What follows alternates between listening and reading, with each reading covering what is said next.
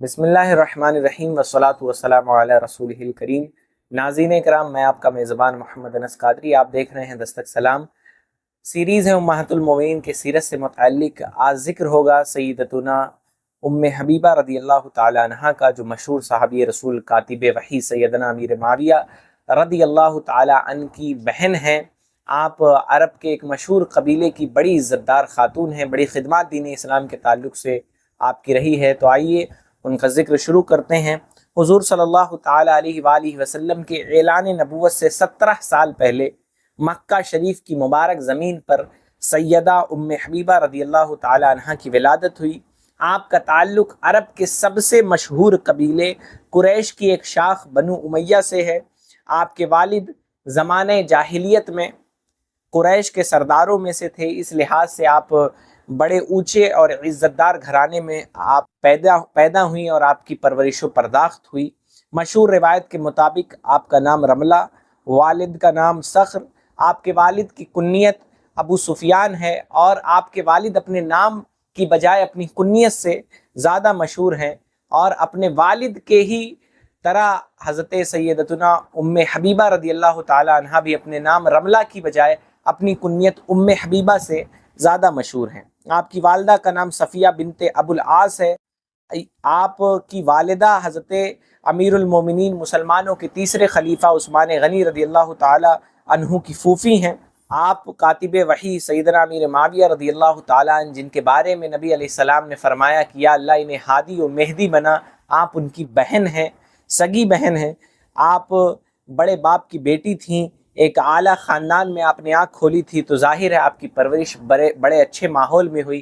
حالانکہ آپ کے بچپن اور کچھ جوانی کے واقعات یہ پردہ خفا میں ہیں، تاریخ کی کتابوں میں واقعات بڑے کم ملتے ہیں۔ بہرحال آپ کا پہلا نکاح عبید اللہ بن جہش سے ہوا۔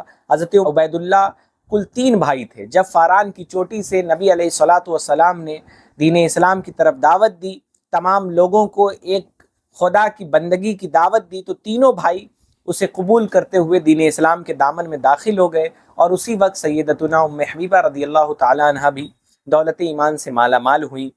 میاں بیوی دونوں نے اسلام قبول کر کے، چونکہ کفاران مکہ مسلمانوں پہ بڑا ظلم ڈھاتے، تو مسلمان حبشہ ایبیسینیا جو اس زمانے میں کہا جاتا ہے، اس جانب ہجرت کر جاتے، تو آپ بھی اپنے شوہر کے ساتھ حبشہ کی طرف ہجرت کر گئی۔ حضرت ام حبیبہ رضی اللہ تعالی عنہ کے شوہر کا انتقال ہو گیا تو وہ بیوہ ہو گئیں۔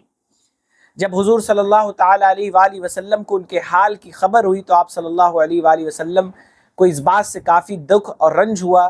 ذی الحجہ 6 ہجری کو حضور علیہ السلام نے بادشاہوں کو جب اسلام کی دعوت دینے کے لیے خط روانہ کیے، تو نجاشی یعنی حبشہ کے بادشاہ کو نجاشی کہتے ہیں، تو اس کے طرف بھی 2 خط نبی علیہ السلام نے یہ روانہ کیے۔ ایک خط میں تو اسے دعوت اسلام دی گئی، اور دوسرے خط میں اس کو یہ حکم دیا گیا کہ نبی علیہ السلام کا نکاح وہ حضرت سیدتنا ام حبیبہ رضی اللہ تعالی عنہ کے ساتھ کر دیں۔ بہرحال جب یہ خط نجاشی بادشاہ کے پاس پہنچا، تو اس نے اپنے ایک فرد کو، ایک نمائندے کو حضرت ام حبیبہ کے پاس بھیجا۔ حضرت ام حبیبہ کے پاس جب یہ پیغام پہنچا تو آپ بڑی خوش ہوئیں۔ روایتوں میں آتا ہے جو شخص آپ کے پاس یہ پیغام لے کر گیا تھا، غالباً اس کا نام ابرہہ تھا، آپ رضی اللہ تعالی عنہ نے اپنے زیورات اتار کر اظہار مسرت کے لیے، اظہار خوشی کے لیے اسے دے دیا تھا، اور آپ اس بات پر آپ نے اصرار کیا تھا، بڑی خوش ہوئی تھی کہ نبی علیہ السلام کی جانب سے آپ کو پیغام نکاح آیا ہے۔ بہرحال آپ نے جب وہ خط نبی علیہ السلام کا پایا تو بڑی خوش ہوئی، اظہار مسرت کیا، اور اپنے ماموزاد بھائی خالد بن سعید رضی اللہ تعالی عنہ کو اپنے نکاح کا وکیل بنا کر نجاشی بادشاہ کے پاس بھیجا، اور انہوں نے بہت سے مہاجرین کو جمع کر کے نبی علیہ السلام کے ساتھ حضرت ام حبیبہ رضی اللہ تعالی عنہ کا نکاح کر دیا، اور مہر بھی اپنے پاس سے ادا کیا۔ حضرت ام حبیبہ رضی اللہ تعالی عنہ حضور صلی اللہ علیہ وآلہ وسلم کی مقدس بیوی اور تمام مسلمانوں کی ماں بن کر نبی علیہ السلام کے مبارک گھر میں تشریف لائیں۔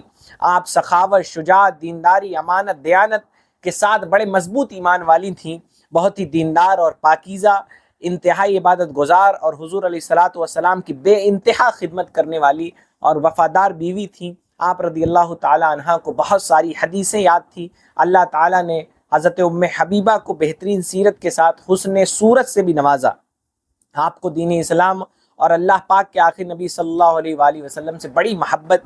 حدیث کی مشہور کتابوں میں حضرت حبیبہ رضی اللہ تعالی عنہ کی روایت کردہ حدیثوں کی تعداد 65 ہے، جن میں سے 2 حدیثیں متفق علیہ ہیں، یعنی امام بخاری و مسلم نے دونوں نے اپنی صحیحین میں اسے نقل کیا ہے، اور اس کے علاوہ حدیثیں بقیہ دوسری حدیث کی مشہور کتابوں میں ملتی ہیں۔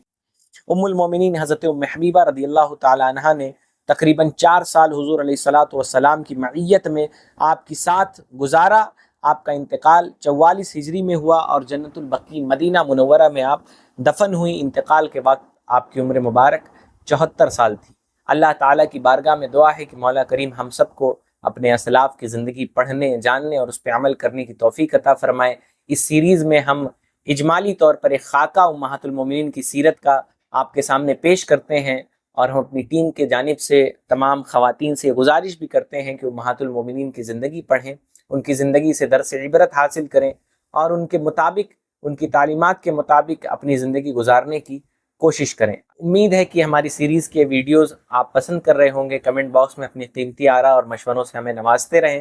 آپ کا کوئی مذہبی سوال ہو تو کمنٹ باکس میں ضرور چھوڑیں، انشاءاللہ تعالی قرآن و سنت کی روشنی میں اس کا جواب دے دیا جائے گا۔ استغفر اللہ ربی من کل ذنب و اتوب الیہ۔ محمد انس قادری، دستک سلام، گورکھپور۔